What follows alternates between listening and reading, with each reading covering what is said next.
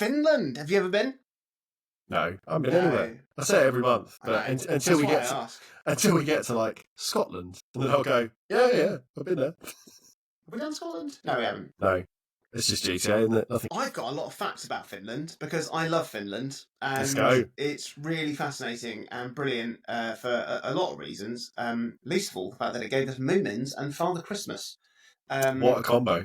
What a great start! What a great start! No wonder then is that Finland is the happiest country in the world statistically. Lovely. Or I think actually the survey says it's the least unhappy, which feels like appropriately 2025 bleak, doesn't it? Yes, yeah. Finland is known as the land of 1,000 lakes, but that doesn't even scratch the surface because it actually houses 187,888 lakes.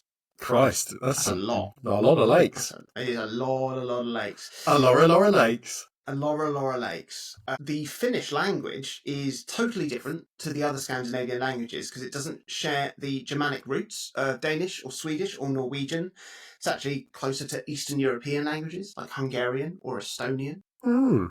Yeah, I find that interesting, even though some might not. Let's just Google Translate it. Everyone speaks English.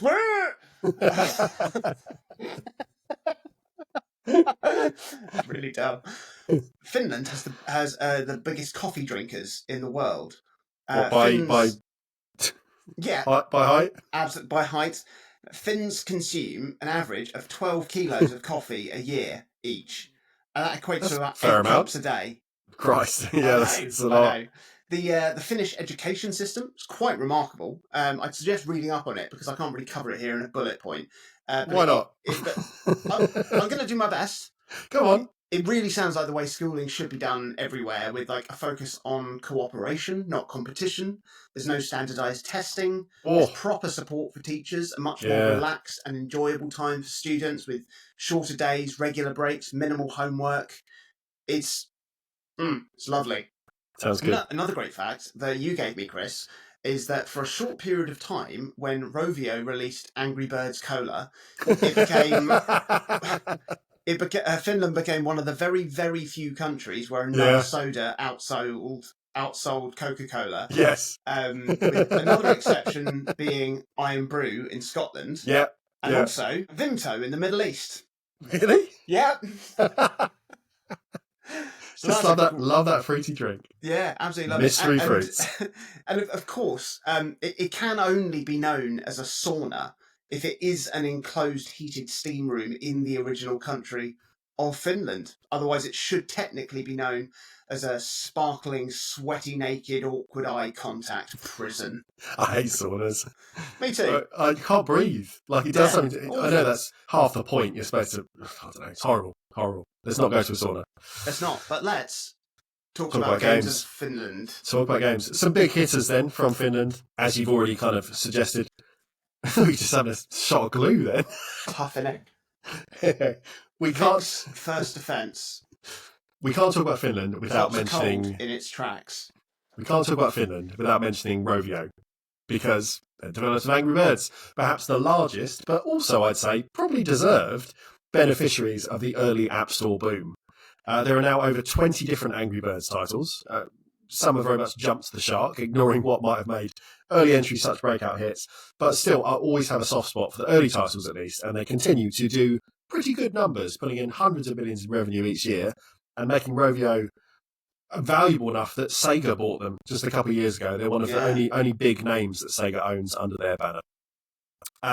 Housemarque, responsible for a range of great arcade-influenced technical showcases like Resogun, Matterfall, Nex Machina and Super Stardust, are Helsinki-based. These days they're obviously probably best known as a first-party PlayStation studio and for creating Jonathan Dunn's favourite, Returnal. Yeah, I cannot wait for their next game that has recently been teased. Yeah. Oof. Red Lynx, best known for the Trials Motorbike series, are also Finnish. And although they've been a little bit quiet over the last 5 or 6 years since the release of Trials Rising, likely because they're being used as a studio for hire internally at Ubisoft, their parent company, which happens to all the good guys, I'm hopeful that there'll be more Trials in the future, because it's a good series. I like playing it. Supercell, responsible for the insidiously addictive and often quite predatory mobile titles Heyday and Clash of Clans, amongst others, are also headquartered in Helsinki too. Interestingly, my mother, a vehement non-gamer, not anti-gamer, because she's had to put up with me my whole life, but a non-gamer, in her whole life has only ever played 3 games for more than a few minutes.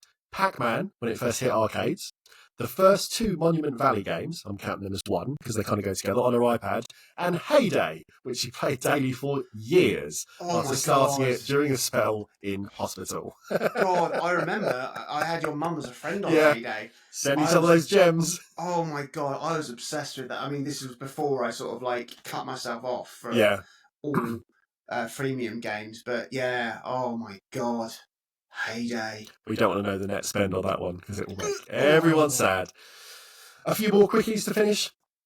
Frozen Byte, who are responsible for the Trine series, as well as the incredibly underrated tower defense MOBA type thing called Has Been Heroes. Finished. Oh, yeah. 10 Tons Entertainment, who made a range of indies, I think mainly on the PlayStation, but you can get a lot on Steam as well, like Crimson Land, Neon Chrome, Sparkle, King Oddball, and others. Finish. And Bugbear Entertainment, most famous for the Flat Out and Wreckfest racing games, are all from Finland too. What about Nokia? Snake. How did I not even get that? Yeah. Oh my goodness, mate. Just sack me. Honestly, that's the most heinous miss I've had doing this research so far. A game played probably by more people than anything we've ever talked about on this show. Yeah. And I'm just like, fucking doesn't count, does it? The phone doesn't count. Of course, Nokia, Finland, yes. Snake. Yeah, Space Impact 2, Bantumi, all absolute rippers on my 3310. What a day. 2. What a great time. Snake 2, Wraparound. I actually downloaded a free app that was like emulate. It didn't emulate, but you know. Yeah. And reminded me that games are better now. We've been spoiled for choice. Anyway, after all this, what did you, Jonathan Dunn, decide to play from Finland this month?